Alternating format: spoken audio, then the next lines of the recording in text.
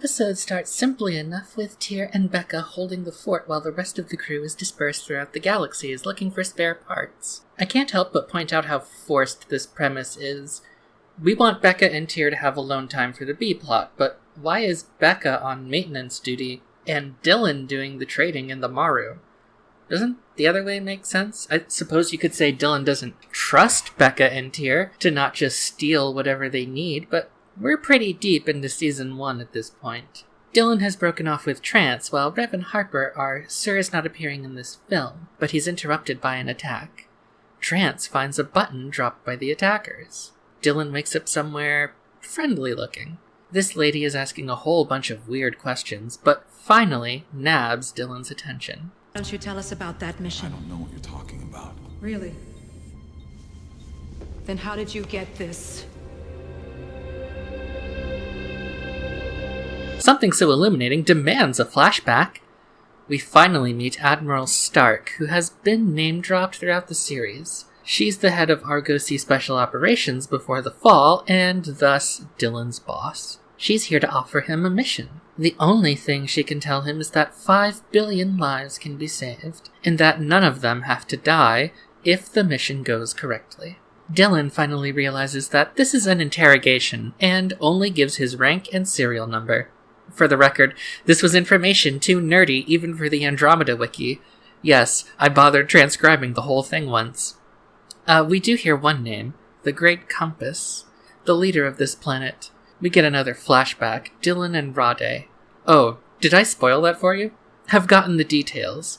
Extradite the ruler of the planet Mobius, President Farron. He's apparently been starting a number of crazy wars against his neighbors. Rade is incensed. Mobius isn't a Commonwealth world, and neither are the worlds he's been attacking. Dylan is more interventionist, saying that the entire sector is at risk so long as Farron is in power.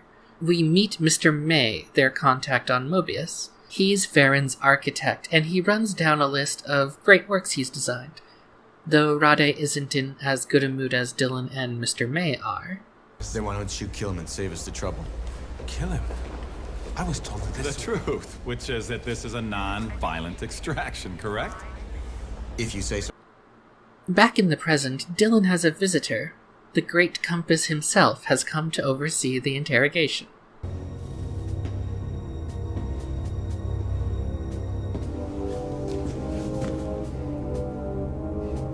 Mr. April. Venitri. How? Thanks for the spoilers, Dylan. Venitri here took the time to uncover the 2 agents who he worked with on Mobius. He apparently felt a loss when Dylan was pronounced dead, but it turns out the assassination of Sebastian Lee back on Castalia was something of a news story, and word of Dylan's return from the dead finally reached Venitri. Well, we can't let that go without another flashback. Apparently, Farron's castle was built according to specs from DuckTales, because, in addition to pheromone sensors that vaporize anything they don't recognize, he had Venitri install this checkerboard full of landmines. While we're here, Venitri shares his backstory. He submitted a design for one of Farron's monuments, and won. Farron was so pleased with the results, he kept Venitri around. Venitri, of course, wasn't without ambition. He says he finally realized Farron was a lost cause when he presented his glorious master vision, the Cathedral of Light. But Farron smashed the model with his bare hands. It is interesting that it wasn't the millions dead or the unjust wars, but Venitri's tiny little bubble that makes him uncomfortable. Although, hell, we just had a whole election about people not caring about suffering and death as long as their job is fine. There's something of Entrapta in him in that regard, and seeing as though he would literally name himself the Great Compass centuries down the line, it's not too unfair to note the instability in his worldview. Rade's temper remains short. What do you think, Mr. May? I'm an architect. I build things. Walls, ceilings. All I want is peace, sanity, cathedrals. What you want, what we all want, is to exert our will over others. Our team meets a guard whom Venitri tries to bribe, but the arrival of another guard spoils the plan, and they end up killing the guards. Two guys just doing a thankless job if the people who guard the presidential palace are so open to bribery. But this is also a recording in the future, and we see it's been edited to remove Venitri. But whether he's done so out of shame, madness, or just a desire to see himself as a man who does good things, the show leaves open for us. The interrogation gets worse, even putting Dylan through a fake execution just to mentally exhaust him. Lucky for him, the cavalry arrives. Dylan Hunt, Commonwealth Captain HE 509-5C2-1922. Trans-Gemini, Acting Search and Rescue Officer number 6.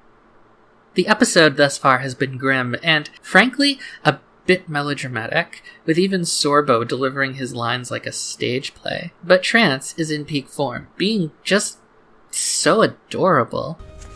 I had all sorts of jobs. The one I was really good at was, well, finding things. Finding things? Yeah, first I would find things and then I would take them and give them to people who wanted it. You were a thief? No. Thieves have bad intentions, I never do. Oh. But I am going to steal you now. It elevates the episode from here on with this double act. Trance wants to flee, but Dylan is insistent he confront Venitri, but we finally see how deep his madness really runs. He's been growing clones for body parts to keep himself going. This does raise a curious question about the timing. We heard that interrogator girl was uplifted by Venitri, sponsoring her education, for being a descendant of one of the guards he helped kill. But Venitri has clearly been in power for a very long time based on this immortality. Why did it take him 200 years to find her? But this has now become personal for Dylan. Seeing that Venitri is even worse than Farron was, he feels the need to correct the mistake. So they go on the warpath. But of course, the door to Venitri's office leads to a flashback. We finally see how Dylan got his wound shot by Farron, who doesn't get to live long enough to gloat. This steals Dylan's resolve, but Trance argues with him. She insists that the only thing that Dylan can control are his intentions. No matter how many bullets he shoots, he can't control the situation. This is the same character flaw pointed out by Tyr on multiple occasions. Dylan is a control freak. He wants the entire universe to operate on his lines. The fact that it's Trance telling him down here, whom we have established in the series so far as having strong psychic powers and perhaps even the ability to influence those outcomes, is what I think really sells this dynamic. It has been apparent through hints, subtle and not so subtle, that Trance is something of a puppet master, but the conviction that she tells Dylan point blank that life is chaos, control is an illusion, really adds a lot of much needed depth to her character. Venitri is in full meltdown mode when we finally see him, but he is yet balanced within his madness. I have my truth. You're a liar. You've always been a liar. I never lied to you. You said it would be non-violent. You lied. You said Farron would be taken to trial. You lied. You said the guards would live. You lied. That was a mistake. And you know it. See, when Farron was killed, the Commonwealth installed Venitri as a transitory overseer, but this was only 2 years before the Battle of Hephaestus, when the Commonwealth collapsed before they could back Venitri's open elections. He was forced to crack down on coups and assassins, and Venitri finally cuts to the heart of what has been eating away at him, and what has actually been bothering Dylan this whole time. As for you, I don't deserve anything. why not? You said if the mission's done right, no one dies. People die. We analyzed all the possible outcomes of your mission, Commander. It was always a possibility that Farron would end up dead. Frankly, we were fine with that. Rodney was right. Fools and hypocrites. Trance tries to argue for Dylan, but Everything I have and everything I am came out of what happened here. By accepting the Andromeda, I sanctioned it. Trance argues that while Dylan might feel shame over the circumstances of his acquisition of the Andromeda, that the good he is doing isn't erased by the past. But Dylan offers Venitri a way out. He's skeptical, but with some clever architect framing, he convinces him that a blueprint that involves the dissidents can be left in the hands of the builders, and everyone gets a happy ending. I looked for you. I found out where you were. I traveled to where you were, and I got you out. That's your entire report. You wanted something more? No. The most obvious allegory here is interventionism. As established, Mobius was not part of the Commonwealth, and the region it was destabilizing was not Commonwealth. Farron was basically a Saddam Hussein figure, outside the normal channels of civilized society, with neighbors who were the same. But there are other readings inside that core. There's a small takeaway for colonialism in there, showing us how Dylan is shamed by what got him the Andromeda, but his endeavor to use it in a just and fair way to save lives and preserve peace is declared to be a good thing. That's admittedly a little more dated, that how a thing is acquired is divorced from how it is used. The episode argues for a more indirect reparations approach, that if no evil is committed with ill-gotten gains, then justice will result from the moral arc of the universe. Compounded, of course, with the detail that even if you enter a situation with the best of intentions, things might still spiral out of control, essentially arguing in favor of the amelioratory power of ill-gotten gains. Context being what it is, let's remember this is pre-September 11th, so if it feels juvenile, that's because it literally is. The idea that Trance can make such a simple declaration that it is Dylan's present intentions that count, superseding all context, isn't an idea really worth dignifying these days. Now, that might still be your conclusion, absolutely, and I think in general I do fall in that side of the discussion, but taken on its own blind merits, the same could be said if Dylan had acquired the Andromeda via a mission he needed to enslave millions of people, or exterminate millions of people. This idea needs much more context and thought. Trance's own argument, of course, provides some key context. You mentioned Farron. Who was he? He's a very bad man. What happened to him? He was killed. It was an accident. So you're going to repeat on purpose with Venitri what happened by accident with Farron? I suppose I am. What makes you think that's going to work any better? Even if we do get ahead due to past actions, we can still make everyone's situation better if we keep trying for the positive outcome. It won't always come. It sucks when we try and it fails, but we keep trying.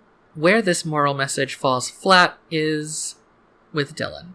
The episode attempts to frame Venitri as a foil to Dylan, a man who runs from his role in the past, but it consumes him. Dylan decides to face his bad decisions head-on and ultimately rises above them. But Dylan probably hasn't thought about this backwards dung heap of a world since he was last here. This is more of a Kirk and Khan situation, where one party has been consumed with what has happened on that mission, but the other has merrily sailed the stars, and I doubt has had many a sleepless night due to his activities. The dichotomy falls apart because we just don't believe that Dylan has thought about his responsibility until it inconvenienced him.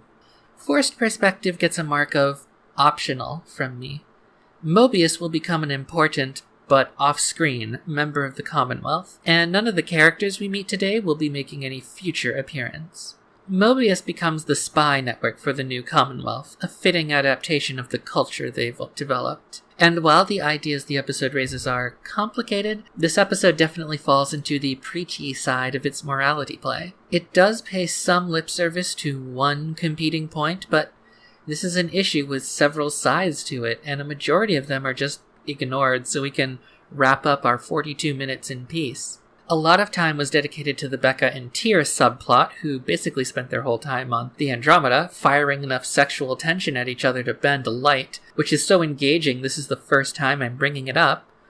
Don't get me wrong, time with Tyr is always time well spent, but he could have standed to be Sir not appearing in this film, with the sheer volume of unspoken sides to the moral quandary in Dylan's part of the episode. Speaking of brainwashed, let's talk about Dylan and how he acts as a mirror to the Commonwealth this episode. See, all those criticisms we made about Dylan contributed to the disasters this episode. He is a control freak. He thought he could rely on Admiral Stark's assurance that they could extract Farron without getting anyone killed, because in his mind, the Commonwealth, through he, can do anything, can save anyone, can always do the right thing. The Admiralty itself is a control freak, thinking that they can just remove Farron and simply change over the power structure of Mobius to something more benign towards them. Good job. The Commonwealth took its ubiquity for granted, and because of that, people died. But hey, you know what? We do have an organization in Andromeda that does try to do just that. Let's meet them properly next.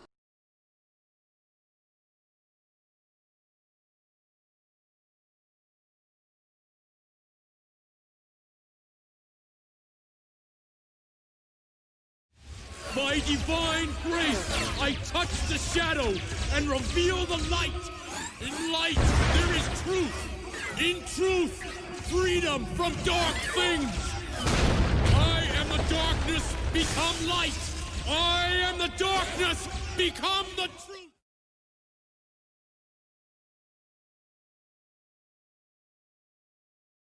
Quite a renaissance man, Tyr. Gourmet chef, mercenary killer. I took it up because a former employer of mine appreciated fine dining.